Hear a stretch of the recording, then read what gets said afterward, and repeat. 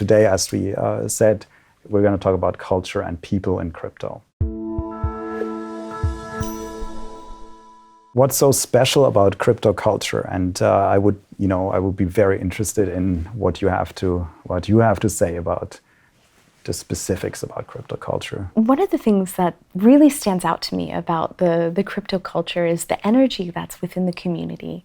Mm-hmm. I think there's a lot of feeling about doing things that are new. Yeah, absolutely. And let's just have a look at what, when we talk about community, what are we talking about even? And I have this map here that we can look at, and when you look at this, we see that there are more than 300 million crypto users now worldwide. Yeah. Well, I think if we're talking about the adoption of crypto or the crypto culture, mm-hmm. blockchain technology as a whole, I think you really kind of have to go back a few years already to the point where people have been really engaging online. Right. And a lot of this community has been built because people have been, for the most part, home on their computers, on the internet. And I think you can really see the uptake in the adoption of crypto or blockchain technology because there is an opportunity to explore a little bit more in different ways and communicate online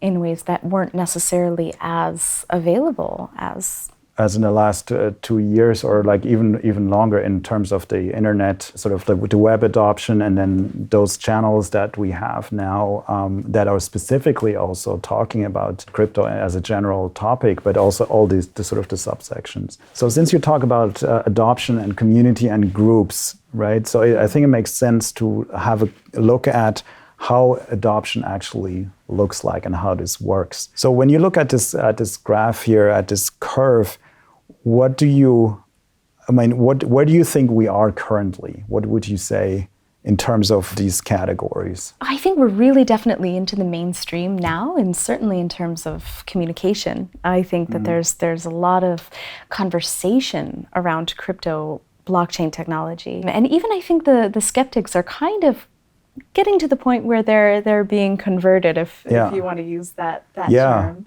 I love that you say converted, because it's like almost a religious experience for some people. And talking about culture, I mean, some people are asking, are we talking about crypto culture, or are we talking about a cult? Right, and sort of this conversion story comes up quite often. I have a story for that as well. But you said, okay, so you're saying we're starting to come into the mainstream here, and since you mentioned a little bit like those last 2 years, as well, last 2 or 3 years, when you look back, do you think this kind of bridging, what we see here, this chasm, this bridging, this is something that happened within the last 2 to 3 years, or what's your feeling? Well, I think to talk about this, it's not just about the currency. I think it's not just about the adoption of cryptocurrency. It's really about the technology and what that technology can be used for. I think at least in March 2021, almost 1 year ago, I think the non-fungible tokens, or NFTs, really became part of a mainstream conversation with the example of the Beeple sale. Yeah. So the first 5,000 days, which was auctioned by Christie's for $69 million on March 11th, 2021. And before that point, NFTs were a little bit more of a subsection, right, where people were not necessarily talking about that. So you would say like that's really an innovation. Those are the early adopters. Yeah. And then from that point forward, there's really been so much conversation about NFTs. You can find this anywhere. Right. Yeah, so you kind of almost locate a date almost for this sort of where this gap has been bridged in a way. If you wanted to if you had to put a date on it, it would be the sale of that piece of art by Christie's, right? Yeah. So and you would. Do you think so? In terms of the curve again, so Christie's would be sort of a pragmatist here, somebody from the actual mainstream, coming from a let's say from a field where we're doing auctions, we're talking about high value blue chip art, and then going into the NFT space. So is that one way of bridging that gap? Is that how you do it? Yeah, I think so. I think that definitely contributed to the acceptance of not just digital art, but also using art on the blockchain. So Right. there was this point where it crossed into becoming a little bit more mainstream.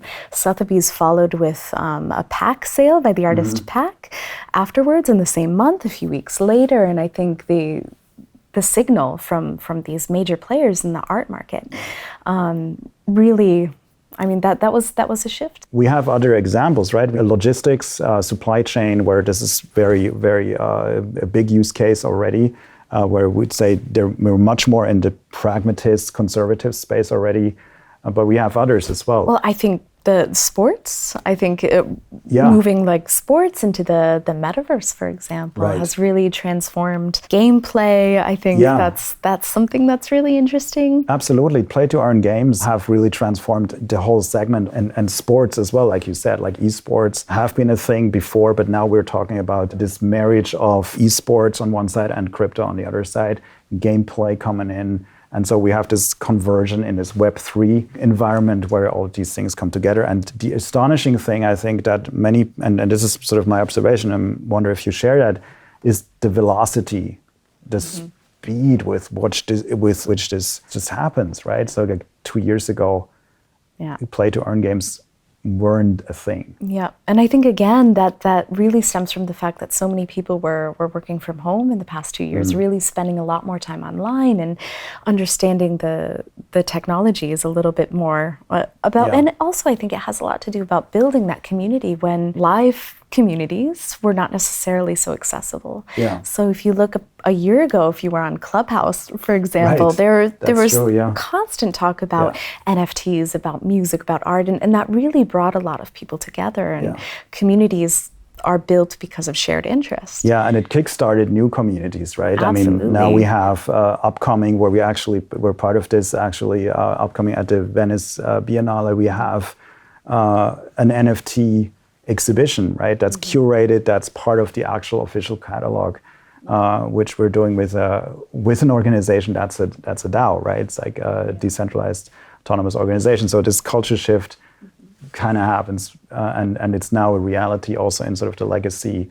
Those big shows like Art Basel Miami was in many ways had a lot of NFTs. It was a crypto show in some aspects, and now this. So yeah. Yeah, and other art fairs as well. I mean, the NFT series, NFT NYC, NFT Paris, there's Yeah. been a lot of that community that started online, Right. or maybe in a Discord channel, or maybe there was Telegram, or any of these kind of online channels that moved to real life. Absolutely. So there's a lot of intersectionality Yeah. between the digital and physical worlds. For but I sure. think the main thread is that it really is a community, Yeah. and there are many different communities coming together with the same interest, and Yeah. that's really based on blockchain technology, where it wasn't necessarily part of the conversation 2 years ago in the way that it is today. Something that I found really interesting is that the other day I went into a local bookshop and I noticed there were 16 titles on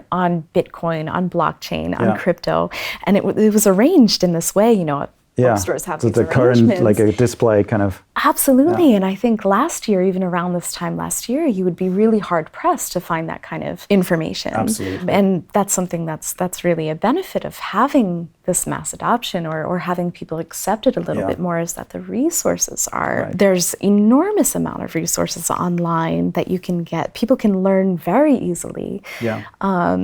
Any kind of thread of Yeah. And the interesting part is, like you said, it's like books, right? So it's Yeah. like it comes into the sort of more traditional, let's say, more conservative space in a way that's not on Discord. It's a book, right? And it's Right. like people feel that this is something they want to buy and own as a printed copy. How to tell the story of crypto, right? How do you tell that story? Because we have seen a lot of tech, and you have tech people, you have your terms for that as well, and we talk about this often, and it's quite true. Also, when you look at the demographics and gender and so on in this space, but how to tell the story, and what's the approach? What are the best approaches here? So actually, there's this really great quote by Matthew Leising, who was writing on a NASDAQ blog and it says, I realize that crypto journalism deserves a new chapter, one dedicated to telling the stories of the amazing men and women making all this cool new stuff. The culture they're also creating deserves as much attention as the code. There's too much focus on the tech, or the entire idea of decentralized systems is often dismissed with an eye roll as too hard to understand. Understand it through the people, from their life stories, and why they want to see this alternate future. It's a trick as old as storytelling. Use characters to convey complicated matters. Make it human, and you can bring anyone along.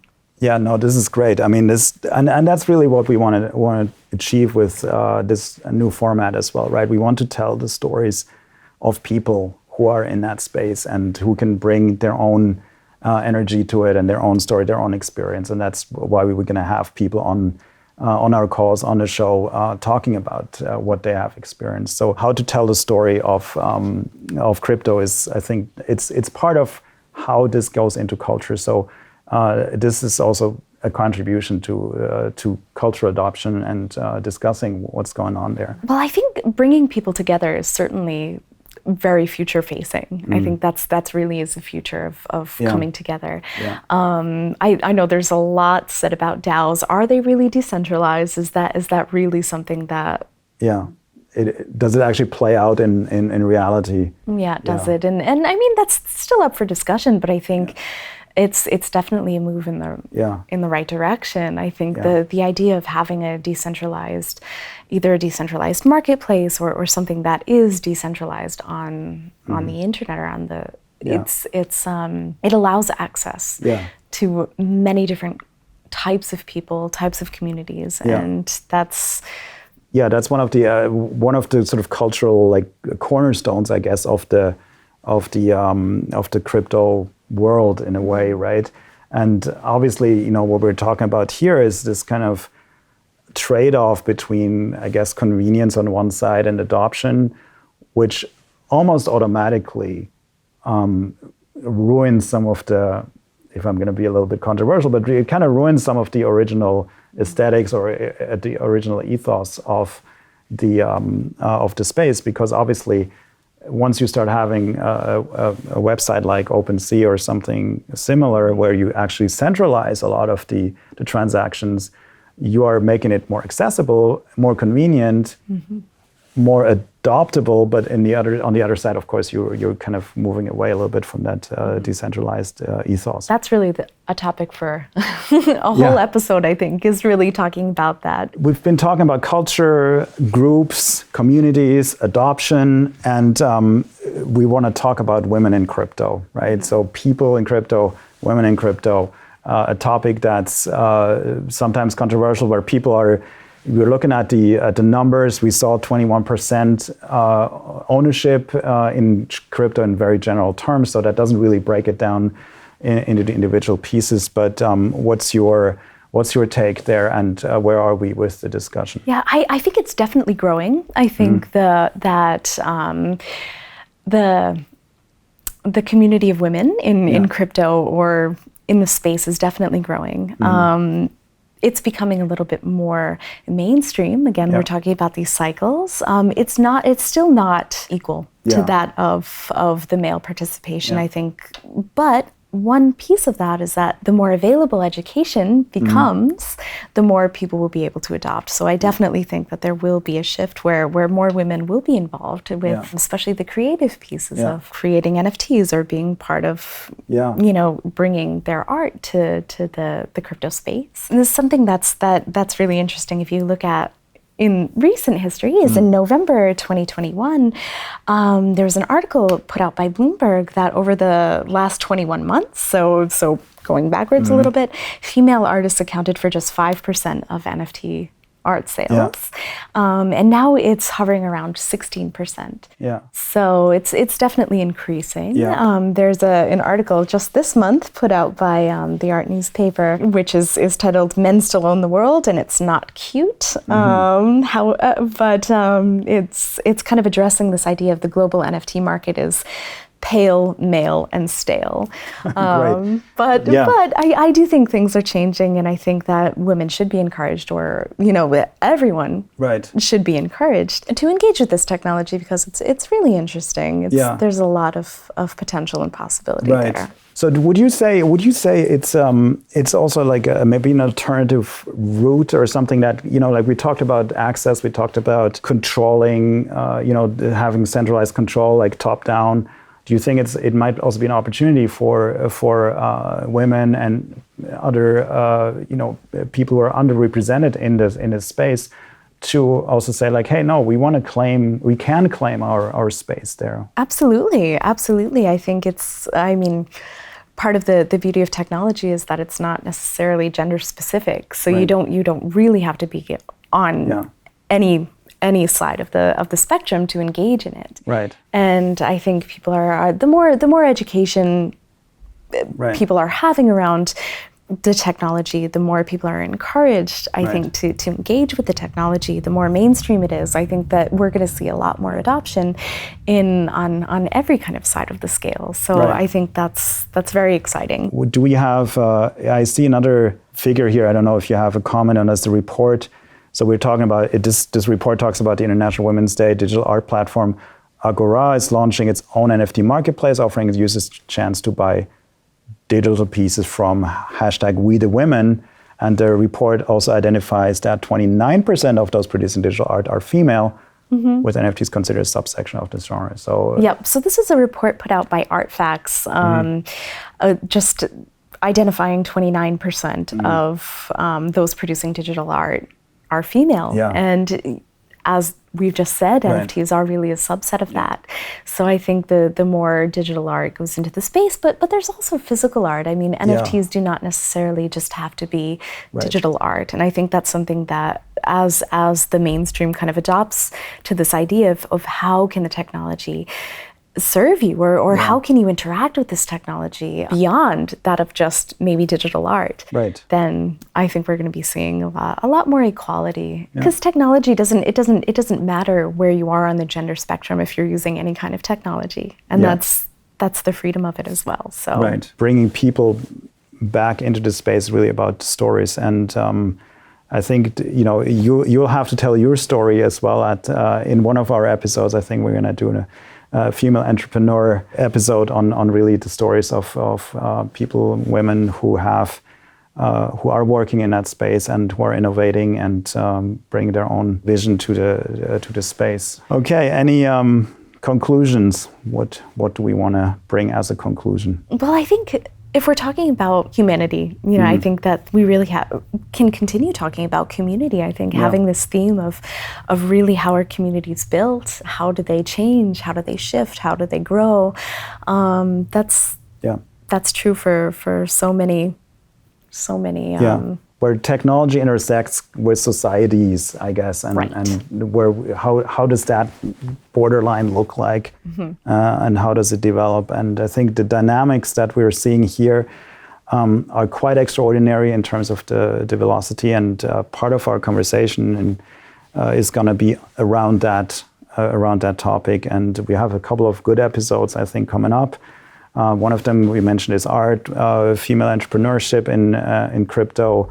Definitely also sustainability. You mentioned that was your idea. You had one of the topics that you always brought into every discussion that we also had around the table with, be it investors, be it implementation of projects, etc. So sustainability is a big one. That's definitely a good conversation to have.